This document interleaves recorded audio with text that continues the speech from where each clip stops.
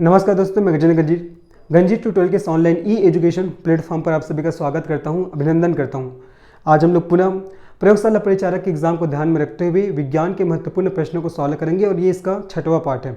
इसके 5 part already हमारे YouTube channel में अपलोड किए जा चुके हैं। अगर आपने नहीं देखा तो बिल्कुल जाकर देखिएगा, बहुत ही अच्छे प्रश्न थे। आज की इस क्लास में हम लोग जो सामान्य विज्ञान है उसके वन लाइनर क्वेश्चन को सॉल्व करेंगे जो हमारे एग्जाम में बार बार पूछे जाते हैं। तो चलिए आज की इस क्लास का शुभारंभ करते हैं। बढ़ते हैं पहले प्रश्न पे। सर्वाधिक कठोर तत्व निम्न में से कौन सा है? हीरा, टंगस्टन, सीसा और लोहा। सबको पता भी होना चाहिए क्वेश्चन का आंसर। बताना है इसका आंसर क्या होगा। तो इस क्वेश्चन का सही आंसर क्या हो जाएगा? इस क्वेश्चन का सही आंसर होगा आपका हीरा। ठीक है, तो सर्वाधिक कठोर तत्व कौन सा है? तो हीरा हो जाएगा। सर्वाधिक कठोर तत्व हीरा है। हीरा के बारे में और क्या ध्यान रखना है कि हीरा क्या होता है? ये कार्बन का अपर रूप होता है। हीरा कार्बन का अपर रूप होता है ना। हीरा कार्बन का अपर रूप होता है। कार्बन के अपर रूप और कौन कौन से होते हैं? तो पहले तो आपको याद रखना है हीरा के साथ याद रखना है ग्रेफाइट के साथ आपको याद रखना है फुलेरिन। हीरा, ग्रेफाइट और फुलेरिन ये तीनों आपका कार्बन के अपर रूप होते हैं, जिसमें से जो हीरा है वो सर्वाधिक कठोर अपर रूप होता है। और हीरा का प्रयोग आपका कांच को काटने के लिए किया जाता है, धातुओं को काटने के लिए किया जाता है, साथ ही साथ आपका जवाहरात, ठीक है, जवाहरात में भी हीरा का प्रयोग किया जाता है। तो पहला क्वेश्चन है कि सर्वाधिक कठोर तत्व तो कौन सा है? तो आपको बताना है हीरा। ठीक है, साथ ही साथ याद रखना है कि हीरा कार्बन का अपर रूप भी होता है। आगे बढ़ते हैं। सबसे भारी प्राकृतिक तत्व है यूरेनियम, सोना, मरकरी और कैल्शियम। इस क्वेश्चन का सही आंसर क्या हो जाएगा? सबसे भारी प्राकृतिक तत्व यूरेनियम है। क्या है? यूरेनियम। अगर इसका मैं भार के बताऊं तो कितना है? 238.03। इसका भार कितना है? 238.03। ठीक है, तो सबसे भारी प्राकृतिक तत्व कौन सा है? तो आपका यूरेनियम हो जाएगा। तीसरा, मोती की रासायनिक संरचना है। अगर मैं मोती की बात करूं, तो मोती में आपका 85% क्या होता है? आपका कैल्शियम कार्बोनेट होता है। 85% क्या होता है आपका? Calcium carbonate. ठीक है, 85% कैल्शियम कार्बोनेट होता है। 5% मोती में जल होता है, वाटर होता है। और 0 से लेकर 10% के रेंज में इसमें क्या होता है आपका? कांजीयोलिन नामक प्रोटीन। कांजीयोलिन नामक क्या पाया जाता है? इसमें प्रोटीन पाया जाता है, कांजीयोलिन नामक प्रोटीन।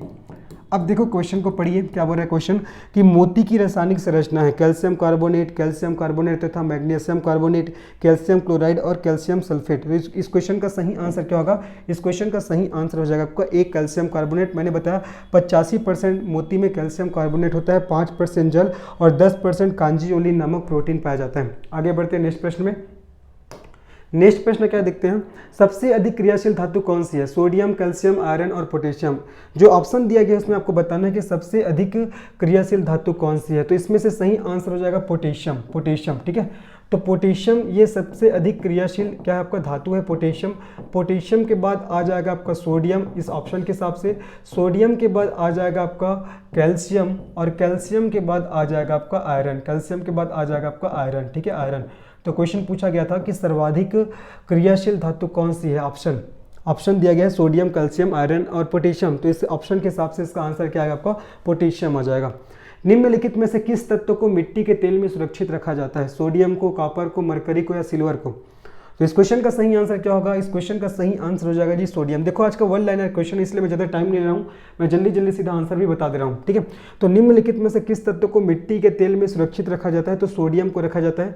सोडियम क्या होता है? ये चांदी के जैसा, ठीक है, ये चांदी के समान। सोडियम क्या होता है? चांदी के समान चमकदार। ठीक है, चांदी के समान चमकदार क्या होता है? सफेद रंग का तत्व होता है। ठीक है, सफेद रंग का क्या होता है आपका? तत्व होता है, ये आपको याद रखना है। जो अत्यधिक क्या होता है? क्रियाशील होता है। जो अत्यधिक क्रियाशील होता है, यदि इसको मिट्टी के तेल में सुरक्षित नहीं रखा जाएगा तो ये आपका ऑक्सीजन के साथ क्रिया कर लेगा। अब ये ऑक्सीजन के साथ क्रिया ना करे ही करके क्या किया जाता है? इसको मिट्टी के तेल में सुरक्षित रखा जाता है ना। और ये चांदी के समान चमकदार दिखता है। कौन से रंग का होता है? सफ़ेद रंग का होता है और ये बहुत ही क्रियाशील होता है। तो किस तत्व को मिट्टी के तेल में सुरक्षित रखा जाता है? तो सोडियम को रखा जाता है। आजकल सड़क की रोशनी में पीले लैंप बहुतायत में प्रयुक्त हो रहे हैं। इन लैंपों में निम्न में से किसका उपयोग किया जाता है? सोडियम का, हाइड्रोजन का, नियान का या नाइट्रोजन का? तो इस क्वेश्चन का सही आंसर हो जाएगा सोडियम। ठीक है, तो जो आजकल सड़क की रोशनी में जो पीले लैंप का प्रयोग हो रहा है उसमें किसका प्रयोग किया जाता है? तो सोडियम का प्रयोग किया जाता है। ये आपको अच्छे से याद रखना है जी। ठीक है, आगे बढ़ते हैं। नेक्स्ट क्वेश्चन में हम लोग चलते हैं। हमारा नेक्स्ट क्वेश्चन क्या देखते हैं? शुद्ध सोना कितने कैरेट का होता है? 22, 28, 24 और 20। तो इसको हम लोग बचपन से सुनते भी आ रहे हैं कि शुद्ध सोना कितने कैरेट का होता है? 24 कैरेट का। इसका सही आंसर हो जाएगा 24 कैरेट। लेकिन जो 24 कैरेट का जो शुद्ध सोना होता है अत्यधिक क्या होता है? नर्म होता है, अत्यधिक नर्म होता है। तो जो 24 कैरेट के शुद्ध सोना का प्रयोग सीधे आभूषण बनाने के लिए नहीं करते। आभूषण बनाने के लिए 10 से 22 कैरेट सोना का प्रयोग किया जाता है ना। 24 कैरेट के सोना का प्रयोग इसलिए नहीं करते क्योंकि वो अत्यधिक नर्म होता है। आभूषण बनाने के लिए 10 से 22 कैरेट सोना का प्रयोग किया जाता है, आपको याद रखना है। उसके बाद का नेक्स्ट क्वेश्चन में चलते हैं। अति मुलायम खनिज टाल्क जिसको सोप स्टोन बोलते हैं वो क्या है? Manganese silicate, sodium phosphate, sodium silicate या मैग्नीशियम सिलिकेट। बहुत इंपॉर्टेंट क्वेश्चन है। अति मुलायम खनिज टाल्क जिसको सोप स्टोन के नाम से भी जानते हैं। तो क्वेश्चन पूछेगा सोप स्टोन किसे बोलते हैं, तो याद रखने इसका सही आंसर हो जाएगा मैग्नीशियम सिलिकेट। मैग्नीशियम सिलिकेट को सोप स्टोन के नाम से भी जाना जाता है। नेक्स्ट क्वेश्चन में चलते हैं। निम्नलिखित में से किस पदार्थ में कैल्शियम विद्यमान है? चीनी मिट्टी, जिप्सम, कोरंडम और टैल्क। देखो आपने नाम तो सुना होगा जिप्सम। जिप्सम क्या होता है? जिप्सम क्या होता है? कैल्शियम का सल्फेट होता है। जिप्सम क्या होता है? कैल्शियम का सल्फेट होता है। जिप्सम कैल्शियम का क्या होता है जी? आपका सल्फेट होता है। अगर मैं जिप्सम का फार्मूला लिखूं तो क्या हो जाएगा? CaSO4 × 2H2O। ये जिप्सम का फार्मूला होता है। तो क्वेश्चन पूछा गया कि निम्नलिखित में से किस पदार्थ में कैल्शियम विद्यमान है? चीनी मिट्टी में, जिप्सम में, कोरंडम में या टैल्क में। तो इसका सही आंसर हो जाएगा जिप्सम में, क्योंकि जिप्सम क्या होता है? ये कैल्शियम का सल्फेट होता है। Next question. चूना पत्थर का रासायनिक नाम क्या है? Calcium carbonate, sodium chloride, magnesium chloride और सोडियम सल्फाइड। बहुत इजी क्वेश्चन है। तो चूना पत्थर का रासायनिक नाम क्या है? तो कैल्शियम कार्बोनेट। और चूना पत्थर के संदर्भ में ध्यान रखना है कि चूना पत्थर एक औषधि चट्टान है ना। चूना पत्थर एक आपका एक औषधि चट्टान है जिसका केमिकल नाम क्या है? तो आपका कैल्शियम कार्बोनेट। ये आपको अच्छे से याद रखना है। चलिए नेक्स्ट क्वेश्चन में आगे बढ़ते हैं। हमारा नेक्स्ट क्वेश्चन क्या कर रहा है देखते हैं। प्लास्टर ऑफ पेरिस रासायनिक रूप से है calcium sulphate, calcium oxide, calcium carbonate और कैल्शियम ऑक्जेलेट। अगर मैं प्लास्टर ऑफ पेरिस का फार्मूला लिखूं तो प्लास्टर ऑफ पेरिस का फार्मूला क्या होता है देखिएगा, CaSO4 × 12H2O। ये आपका प्लास्टर ऑफ पेरिस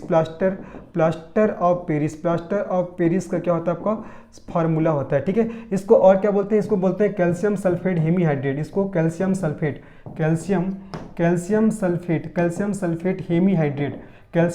हेमीहाइड्रेट के नाम से भी इसको जाना जाता है। तो क्वेश्चन आ सकता है ना कि आपका प्लास्टर ऑफ पेरिस को किस नाम से जानते हैं? तो आपका कैल्शियम सल्फेट हेमीहाइड्रेट। ठीक है, तो क्वेश्चन क्या है? प्लास्टर ऑफ पेरिस रासायनिक रूप से है calcium sulphate, calcium oxide, calcium carbonate और कैल्शियम ऑक्जेलेट। तो इसका आंसर क्या हो जाएगा? आपका कैल्शियम सल्फेट। ठीक है, क्या बोलते हैं इसको? Calcium sulphate hemihydrate. और प्लास्टर ऑफ पेरिस का प्रयोग है वो आपका डॉक्टरों के द्वारा शल्य चिकित्सा में, साथ ही साथ मूर्तिकार के द्वारा भी इसका प्रयोग किया जाता है मूर्ति बनाने में। तो इन सभी बातों को याद रखना है। उसके बाद देखो डॉक्टर, कलाकार या मूर्तिकार कैल्शियम सल्फेट का उपयोग करते हैं जिसका लोकप्रिय नाम क्या है? अभी जस्ट मैंने बताया। ए है आपका कल्ली का चूना, बी है चूना पत्थर, सी है ब्लीचिंग पाउडर और सी प्लास्टर ऑफ पेरिस। तो इस क्वेश्चन का सही आंसर क्या हो जाएगा जी? आपका प्लास्टर ऑफ पेरिस। क्या हो जाएगा? Plaster of Paris. तो डॉक्टर, कलाकार या मूर्तिकार कैल्शियम सल्फेट का उपयोग करते हैं जिसका लोकप्रिय नाम क्या है? Plaster of Paris. अगर मैं इसका फार्मूला लिखूँ तो क्या हो जाएगा? CaSO4 × 12H2O। ठीक है, ये हो जाएगा आपका प्लास्टर ऑफ पेरिस का फार्मूला हो जाएगा। आगे बढ़ते हैं। मोनोजाइट है वो किसका ऐश का है? जर्कोनियम का, टाइटेनियम का, थोरियम का या लौह का। तो इस क्वेश्चन का सही आंसर हो जाएगा आपका ये थोरियम का। ठीक है, तो मोनोजाइट है किसका ऐश का है? तो आपका थोरियम का ऐश का है। ये आपको याद रखना है। ये सर्वाधिक कहाँ पाया जाता है? तो केरल में पाया जाता है। आगे बढ़ते हैं जी, नेक्स्ट प्रश्न में चलते हैं हम लोग। हमारा नेक्स्ट प्रश्न क्या देखते हैं। माइका है उष्मा का चालक तथा विद्युत का कुचालक, उष्मा तथा विद्युत दोनों का कुचालक, उष्मा तथा विद्युत दोनों का चालक और उष्मा का कुचालक तथा विद्युत का चालक। माइका जिसको अभ्रक के नाम से भी जानते हैं। तो माइका के संदर्भ में ध्यान रखना, ये उष्मा का चालक होता है और विद्युत का कुचालक होता है। आपको ध्यान रखना है, माइका उष्मा का चालक होता है और विद्युत का कुचालक होता है। और इसका प्रयोग आपका विद्युत उपकरण बनाने के लिए किया जाता है। किसके लिए? विद्युत उपकरण। ठीक है, इसका उपयोग विद्युत उपकरण बनाने के लिए किया जाता है, याद रखना है। जैसे कि अगर देखा जाए तो अभ्रक के लिए या माइका के लिए हमारे छत्तीसगढ़ में कौन सा जगह प्रसिद्ध है? तो झीरम घाटी, आपको तो पता होगा, बस्तर में। ठीक है, जहाँ सर्वाधिक मात्रा में अभ्रक या माइका पाया जाता है। फिर नेक्स्ट क्वेश्चन, निम्नलिखित द्रव में से कौन सा उष्मा का बहुत अच्छा चालक है? पारा, ईथर, पानी और बेंजीन। तो आपको बताना है कि कौन सा द्रव है उष्मा का बहुत अच्छा चालक है। सीधा समझ में आ रहा है, इसका सही आंसर क्या हो जाएगा? पारा। और जो पारा होता है ना जी, पारा क्या होता है? ये सामान्य ताप पर, पारा क्या होता है? सामान्य ताप पर द्रव अवस्था में पाया जाता है। पारा सामान्य ताप में द्रव अवस्था में है ना, द्रव अवस्था में, याद रखना है, द्रव अवस्था में पाया जाता है। ये भी आपको याद रखना है, यहाँ से भी क्वेश्चन आता है। निम्नलिखित में से कौन सी धातु सामान्य ताप पर द्रव अवस्था में पाया जाता है? देखो अभी जैसे बताया आपका लेड, निकिल, पारा या टीन। तो इसका सही आंसर क्या हो जाएगा? आपका पारा है ना। तो पारा है वो आपका सामान्य तापमान पर द्रव अवस्था में पाया जाता है। आगे बढ़ते हैं नेक्स्ट प्रश्न में। हमारा नेक्स्ट प्रश्न क्या कर रहा है देखते हैं। निम्न में से कौन जल के साथ बिल्कुल अभिक्रिया नहीं करता? देखो जल के साथ कौन कौन अभिक्रिया नहीं करता? जल के साथ आपका गोल्ड अभिक्रिया नहीं करता, जल के साथ सिल्वर अभिक्रिया नहीं करता, जल के साथ आपका प्लेटिनम अभिक्रिया नहीं करता, जल के साथ लेड अभिक्रिया नहीं करता, जल के साथ आपका कॉपर अभिक्रिया नहीं करता। तो क्वेश्चन पूछा गया निम्न में से कौन जल के साथ बिल्कुल अभिक्रिया नहीं करता? आयरन, मैग्नीशियम, लेड या एल्यूमिनियम। तो इस क्वेश्चन का सही आंसर हो जाएगा आपका लेड। लेड के साथ साथ इसको भी ध्यान रखना, आपका गोल्ड, सिल्वर, प्लेटिनम, कॉपर ये सब भी जल के साथ अभिक्रिया नहीं करता है। फिर नेक्स्ट क्वेश्चन, लोहा जिससे प्राप्त किया जाता है वह है? चूने का पत्थर। चूने के पत्थर से थोड़ी ना लोहा प्राप्त करेंगे जी, ये तो गलत हो जाएगा। पिच ब्लेंड से तो यूरेनियम की प्राप्ति होती है, यूरेनियम की, ये तो गलत हो जाएगा। मोनोजाइट रेत, इससे थोरियम की प्राप्ति होता है। हेमेटाइट से किसकी प्राप्ति होता है? आपका लोहा की प्राप्ति होता है। किसका? आपका लोहा का। ठीक है, ये तो लोहा किससे प्राप्त होता है? आपका हेमेटाइट से। ये आपको अच्छे से याद रखना है। निम्नलिखित लौह अयस्कों में से बायलाडिला में किसका खनन होता है? हेमेटाइट का, लिमोनाइट का, सिडीराइट का या मैग्नेटाइट? तो बायलाडिला में मुख्य रूप से हेमेटाइट का। किसका? आपका हेमेटाइट है ना।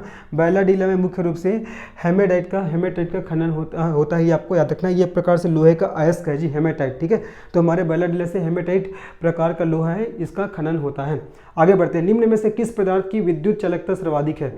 किस पदार्थ की विद्युत चालकता सर्वाधिक है? ऑप्शन देखिए, हीरा, चांदी, ग्रेफाइट और लकड़ी।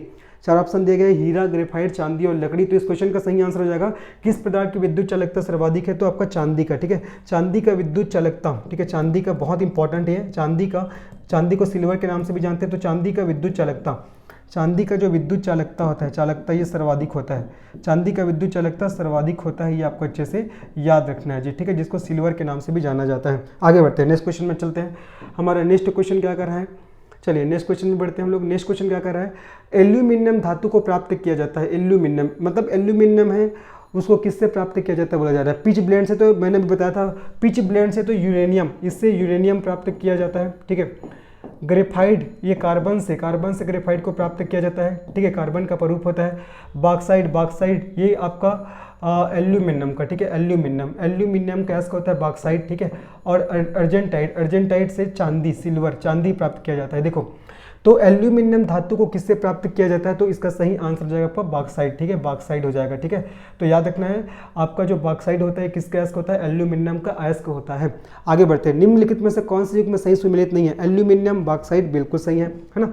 आपका कॉपर का आपका अयस्क सीने बार नहीं होता जी, है ना। सीने बार किसका होता है? आपका मरकरी अर्थात पारा। ठीक है, यहाँ पर लिख रहा हूँ मैं पारा का जो अयस्क क्या होता है? आपका सीने बार। क्या होता है? सीने बार।